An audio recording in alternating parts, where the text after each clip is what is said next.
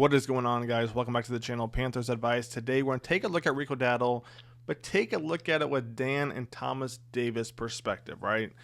Both great linebackers for the Carolina Panthers. So we're going to take a look at what they say, kind of go over it, look at it from our own side, and jump into it. And I got to say, man, I'm pretty excited for this one. Let's get into it. Talk to us about Rico Dowdle and what you saw and what made you realize that he needed to become a Panther. Cool. So we initially didn't think we'd be in the market to get him. So that right there is interesting that Dan says initially they didn't think they'd be able to get him because, I go back a few videos ago where I said Rico was probably the biggest steal. Why? Because 1 year, $3 million. That's usually like a vet minimum, come play with us the last couple of years if you want, right? Rico's coming off a 1,000-yard season. Now, I did have somebody mention before that there's injuries involved.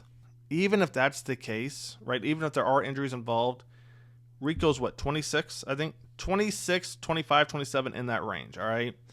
Coming off his first 1,000-yard season, I think he has less than 400 snaps in his NFL career. Usually, within 2 years, most running backs that are starting have more snaps than that. He has less than 400. You got him on a 1 year, $3 million deal. Hats off to Brant Tillis, which Dan's going to bring up in a second. His number, I think, initially was pretty high, so we didn't think we'd be in the market to get him.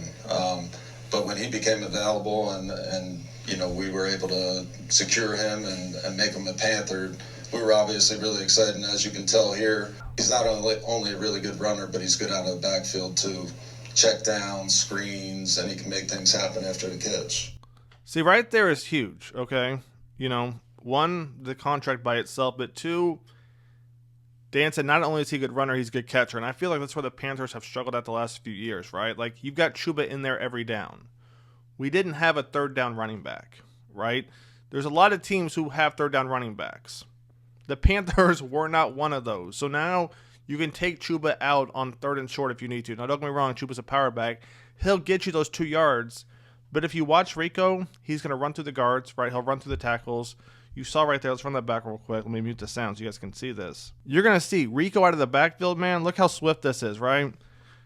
Could be pass block, right? A little pass protection right there. Or he can slip out, bang, get the screen. As smooth as butter. When I saw it pop up on the screen that we had just signed him, and then I saw the number that you were able to get him at, I'm like, yeah, that was a steal. Because he's a great player. It's that guy in the corner over there. And he has a lot of value. Hey, great job, man. Good job. Now, this may go unnoticed by some people, but the whole reason the Chiefs brought in Brant Tillis from Kansas City was for this exact reason right here, right? He was known for getting Patrick Mahomes' contract done the way it was done. And if you look at other teams right now who are struggling with contracts, having Brant Tillis in our front office might be the biggest steal in the last 2 years as far as coaching, right? I mean, hats off to him, man. Rico on a 1 year $3. Let's keep it going. Way to make that work. But, I think there's something to be said for a player being able to come back to his home state and play for the team that he grew up watching the most. And, just to be able to secure him, what does he do for the offensive backfield? We're going to let TD continue in a second, but watch Rico right here, all right? So we got the hole right here. But watch how patient he is, right? That's going to close up. Look at him cut back, bang, accelerate through that tackle right there, breaks that, and then keeps it going. This is what you have to love, all right? He's patient, his vision, his cutback, bang, cut back. Now I'm thinking, okay, he's going to get 2 or 3 yards right here. Bang, breaks that.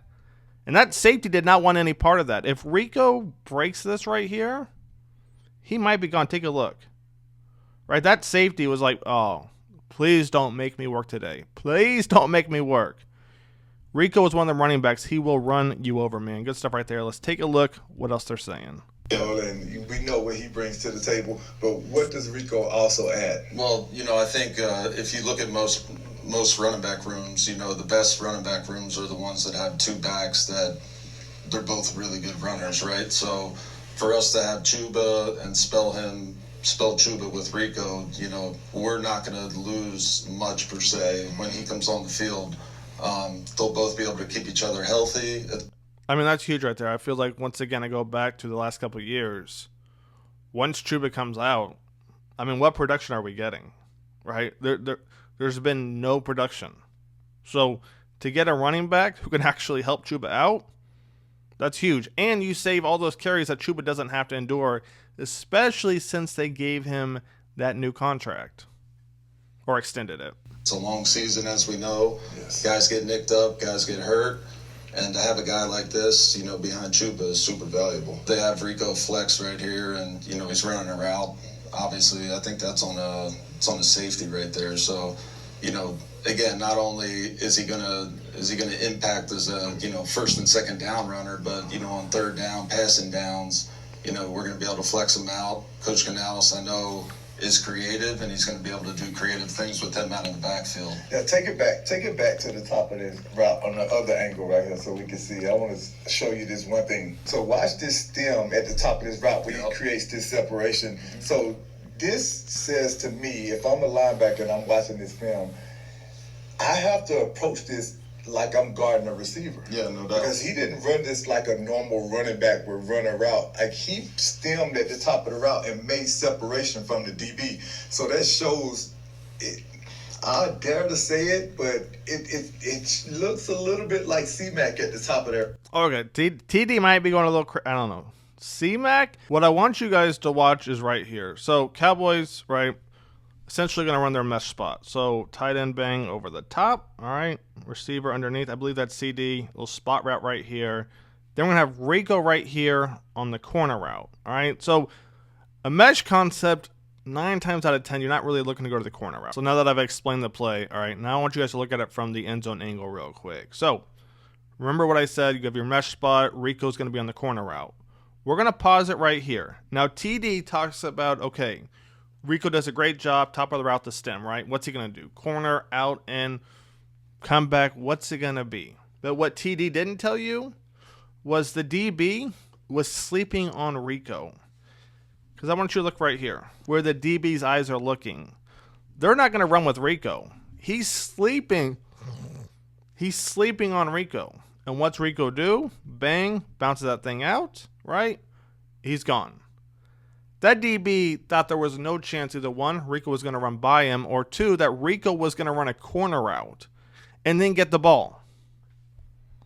This is the kind of weapon he is, guys. Take a look at this once again. All right, this time, normal play. DB's looking, gets caught slipping. You reach, I teach, baby. Let's keep it going. Looks a little bit like C-Mac at the top of that route. When I was covering him in training camp a few years ago, man, just watching his stem and watching his ability to create separation from guys. So that's going to be a huge additive for this offense, being able to throw the ball to him out of the backfield, being able to hand it to him, and not allow Chuba to get beat up over the course of the season where he's not there in the end. So another great signing, Dan. So before they continue, watch this crack toss real quick. So tight end right here, bang, he's going to crack right there. Tackle's going to pull underneath him. Essentially gives Rico a little lead block right there. Now, once again, watch Rico's vision. Because technically, depending on what the tackle does right here, Rico could go outside or bounce it back, right? What's he going to do? Goes outside. Woo, nice little cutback right there. All right. And then that second one puts the DB on skates. Take a look. All right, bang, he cuts back. Acts like he's going to the outside. Look, bang, freezes the DB. He goes to the outside, bounces it back in. He is that close. His vision. Woo, woo, woo. His vision is nice. Let's keep it going, man. He's not happy about that. Like, he wants more. He wants to be great. And that's the type of guys that we want here. We want guys that want to be great, they want to win, and they want to contribute. You look at pass pro, around the league, there's not many backs that can, step up and take on an NFL linebacker. He probably outweighs them by, 20 pounds right here. So, he's stepping up in the hole, he's squaring up, good technique. Ooh, man. Using his hands and anchoring this. How many times do we see the running back just kind of sit back here and wait? This time, you see Rico steps up, bang, gets those hands up, stops the linebacker in his tracks. And now look at the pocket for the quarterback, right? Now let's say Rico kind of sits there and waits. QB's done, right? That's what you have to love about Rico. Love is the commitment and the willingness to do that. If I was evaluating a running back, that would be one of the first things that I went to go do, because a lot of them, you know for a fact, if you hand them the ball, they're going to make things happen. But what are they going to do in third down situations? Do I have to take you off the field because you can't block? What do you say? Do I have to take you off the field because you can't block? How many times has that happened? There's a reason only Chuba's really back. I mean, yes, Raheem's back and so on and so forth, but or you can't catch out of the backfield. If you have a guy that you can leave on the field the entire time, that adds value. And you can see you don't have to worry about Rico Dowdle being in the game when it's third down and you need a back to step in and block a blitzer or to take on a defensive end if it ends up happening that way. He's looked like he's committed to doing and standing in front of him long enough to give the quarterback an opportunity, man. So yeah, and it goes back to that identity and who we want to be as Panthers, right? Like we want to be tough, we want to be physical, and this guy embodies that. He just keeps showing up. Another thing that stood out in watching Rico, this cutback right here, all right. This cutback right here is just it's nasty work once again, right? This time it's just a simple draw. Hit the hole, freeze the backer right there, bang, breaks that. I mean, come on, man. On a draw? Jeez. Using a lot of first guy to tackle him, man, it's going to be a problem for the teams in this league. We might easily right now have the top tandem of running backs in the NFL. And, I mean, I'm throwing it out there. I'm throwing it out there. We've seen that in Panther history in the past. I mean, here's another play where you have to love Rico. All right? Tight end right here. He's going to be late picking up his assignment to backer. Take a look what happens. Ball snapped, bang. Backer does a great job recognizing it immediately. He's going to shoot the A-gap right there. Let it go a little bit, bang. Tight end whiffs on the block. All right, Rico sees he's more headed towards the right. Once again, nice little cut to the left. Bang, bounce it back to the right.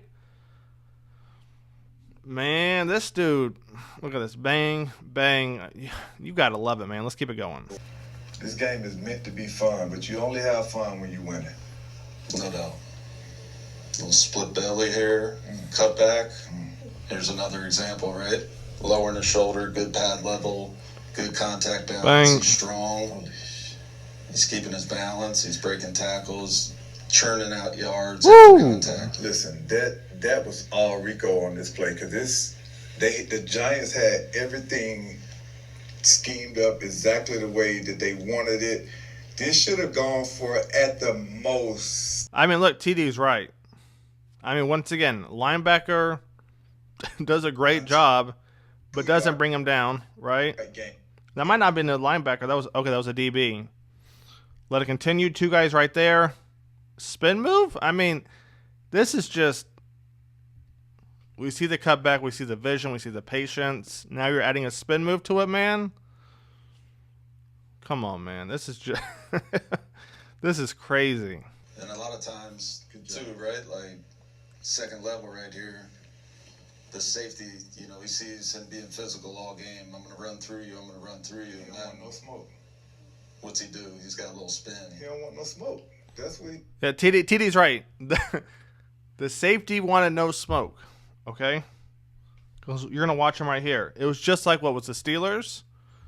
He's going to sit there. He's not even going to really wrap up either. Got a little spin.